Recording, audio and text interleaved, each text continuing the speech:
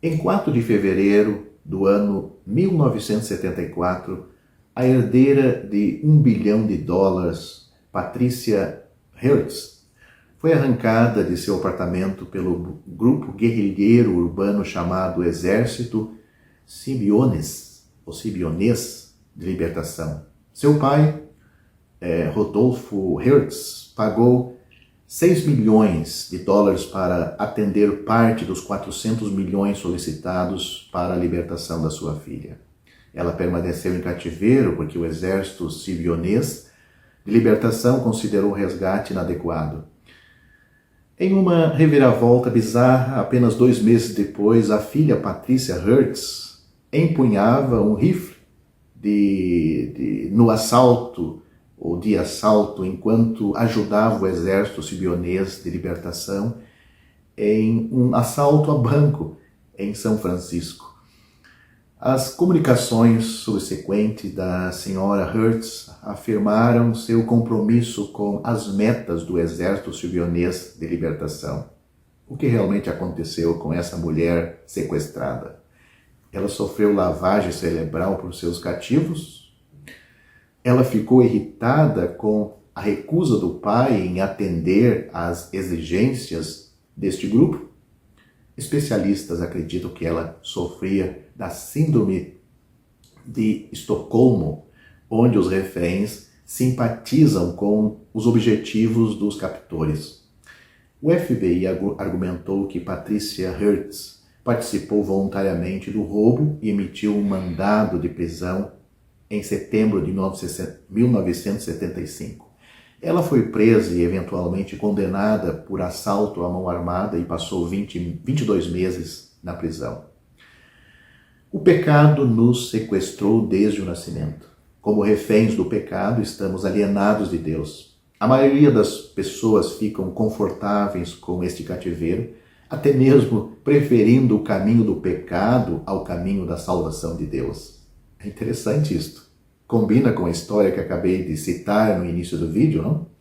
O Senhor Jesus coloca isto em palavras muito esclarecedoras.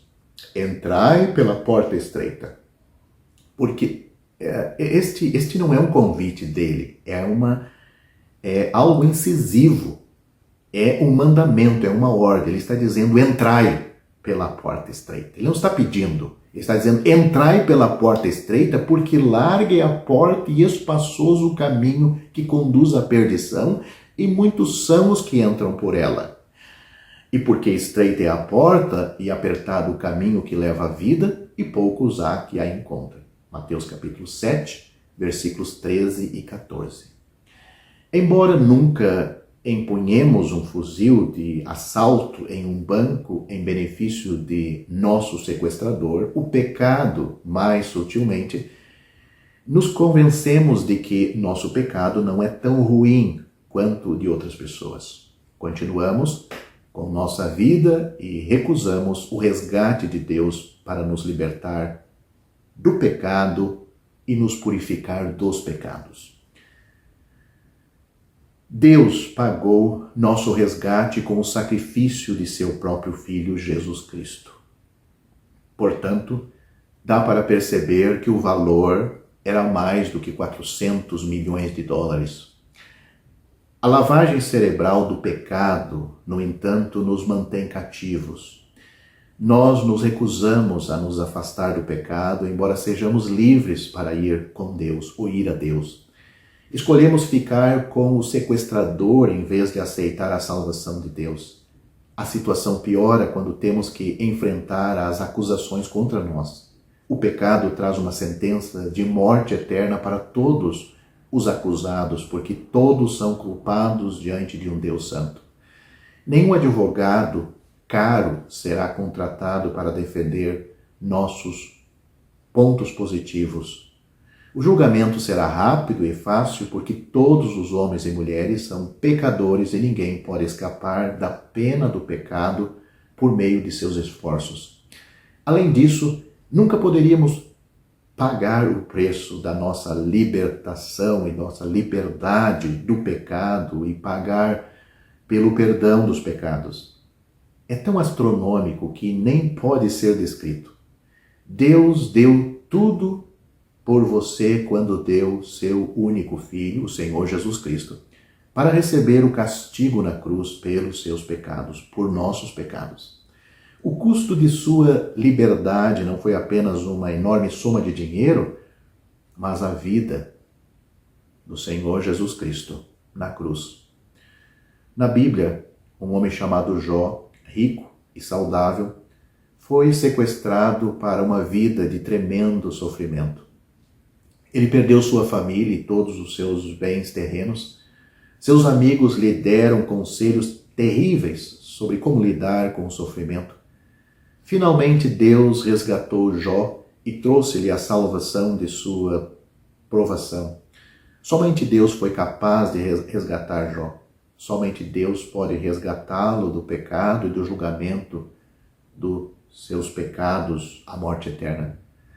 Com base na obra monumental realizada por seu Filho no Calvário, Deus anuncia, agora e a todos os homens, quando Ele perdoa um pecador, Ele diz, e jamais me lembrarei de seus pecados e de suas iniquidades.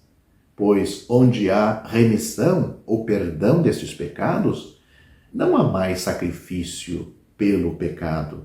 Isso está em Hebreus capítulo 10, versículos 17 e 18. O Novo Testamento explica ainda que o Senhor Jesus se deu a si mesmo em resgate por todos. 1 Timóteo capítulo 2, versículo 6. Recusar-se a ser mantido cativo pelo pecado é algo que você tem que fazer, tem que decidir. É uma decisão sua e pessoal. Não pode deixar isto na mão do pastor, do padre, do missionário, da igreja. Nem o batismo lhe tira do poder do pecado. Cristo tira. Cristo lhe salva. Receba pela fé o resgate inestimável de Deus, seu único Filho, Jesus Cristo. Em contraste total com a graça de Deus, está o pecado corrupto e depravado do homem. Sabemos muito bem que o homem é capaz de fazer o bem ao seu próximo, até mesmo sem qualquer interesse próprio, mas também é muito claro que ele não pode fazer nada para merecer o favor de Deus e obter dele a salvação. Quando o povo de Cafarnaum perguntou ao Senhor Jesus: "Que faremos para executar as obras de Deus?", o Senhor Jesus respondeu: "A obra de Deus é esta, que creais naquele que ele enviou", ou seja, crer nele mesmo, no Senhor Jesus Cristo.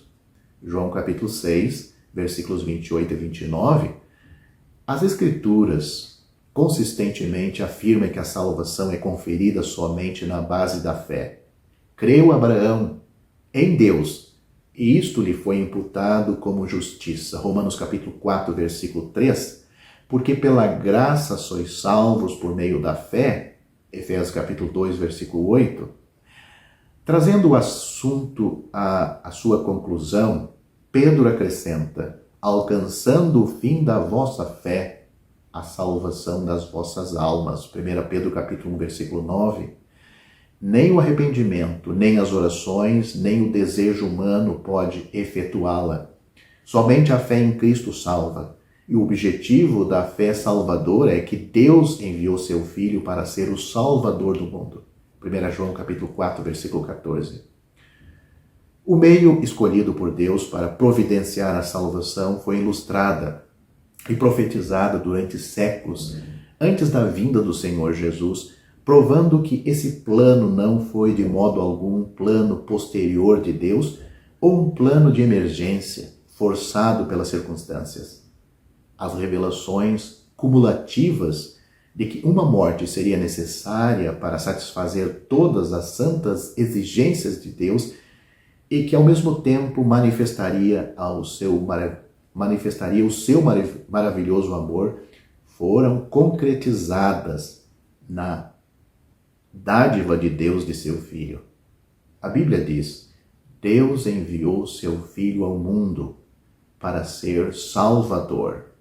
João capítulo 3, versículo 17.